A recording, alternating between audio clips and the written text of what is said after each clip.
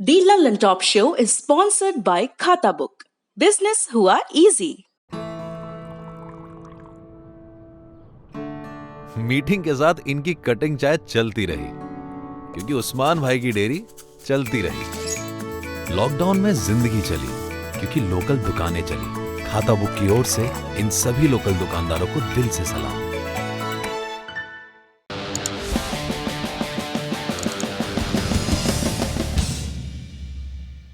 1 से 6 सितंबर को JEE mains का एग्ज़ाम होना है और 13 सितंबर को नीट का।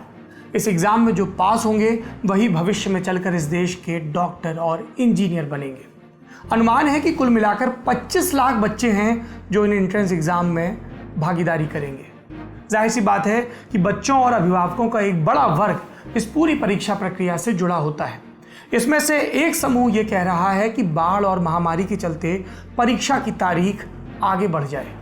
दूसरा पक्ष सरकार का है जो कह रही है कि बच्चे तो लगातार एडमिट कार्ड डाउनलोड कर रहे हैं, इसका मतलब है कि वो परीक्षा देना चाहते हैं।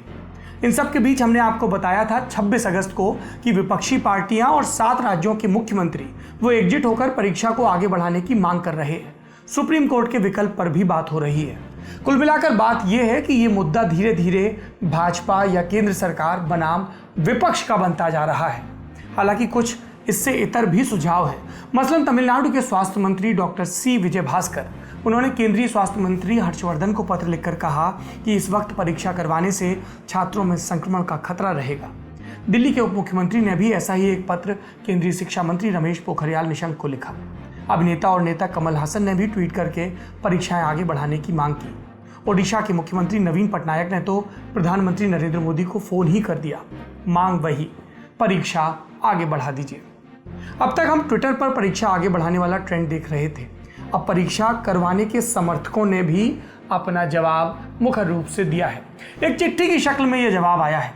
देश भर के विश्वविद्यालयों से तकरीबन 150 एकेडमिशियंस ने, शिक्षाविदों ने, इसमें विदेश के शिक्षाविद भी हैं जो भारत से जुड़े हैं, उन्होंने 26 अगस्त को प्रधानमंत्री नरेंद्र मोदी को खत लिखा। कहा कि परीक्षा की तारीख आगे नहीं बढ़नी चाहिए क्योंकि इससे छात्रों का भविष्य प्रभावित होगा। पत्र लिखने वालों ने परीक्षा आगे बढ़ाने वालों के लिए कहा कि कुछ लोग अपने राजनीतिक फायदे के लिए छात्रों के भविष्य के साथ खिलवाड़ कर रहे हैं। ये तो पक्ष विपक्ष की बात हो गई। केंद्र का क्या कहना है? 99% छात्रों को उनकी पसंद का केंद्र दिया गया। 26 अगस्त तक जेईई मेंस के लिए सिर्फ 232 छात्रों ने परीक्षा केंद्र वाला शहर बदलने का आग्रह किया, जिस पर विचार किया जा रहा है। इन सारे एग्जाम्स को करवाती है नेशनल टेस्टिंग एजेंसी यानी कि एनटीए। उसका कहना है कि जो परीक्षा केंद्र हैं उनकी संख्या हम बढ़ा रहे हैं, सीटिंग प्लान भी बदल रहे हैं। पहले एक कमरे में जितने छात्रों को बिठाने की व्यवस्था थी, अब उससे कम को बिठाया जाएगा। छोटे छोटे समूह में प्रवेश दिया जाएगा ताकि जब वो वापस जाएं या एग्ज़ाम दें तो सोशल डिस्टेंसिंग या फिजिकल डिस्टेंसिंग के जो नॉर्म्स हैं उनका पालन हो सके। यानी कि एजेंसी तैयारी में जुटी है। अब इसकी पॉलिटिक्स, उसमें क्या नया अपडेट है? इन आश्वासनों से कांग्रेस खुश नहीं है।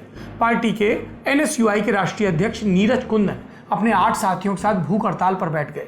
मांग की कि नीट जेईई परीक्षा आगे बढ़े ही, साथ में देश के विश्वविद्यालयों की भी परीक्षा महामारी के चलते अभी ना हो।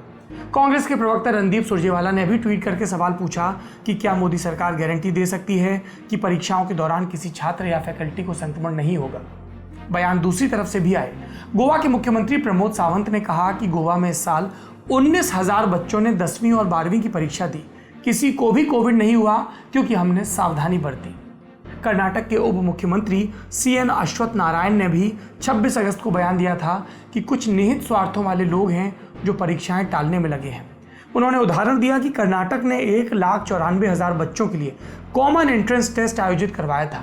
इसमें 63 कोविड पॉजिटिव बच्चे भी थे जो अच्छी रैंक से पास हुए।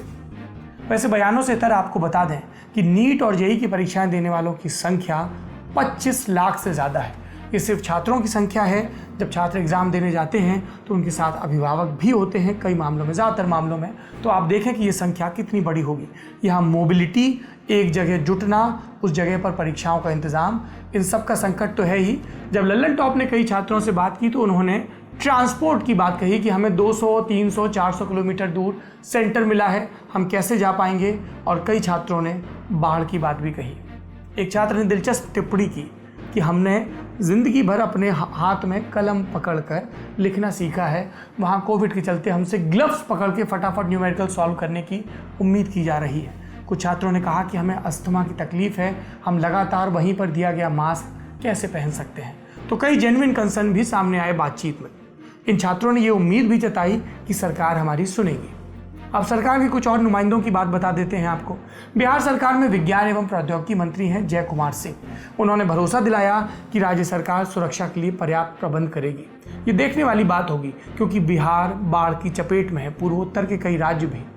वैसे बिहार से एक और अपडेट है, वहाँ के सांसद हैं और केंद्र में स्वास्थ्य राज्य मंत्री हैं अश्विनी चौबे।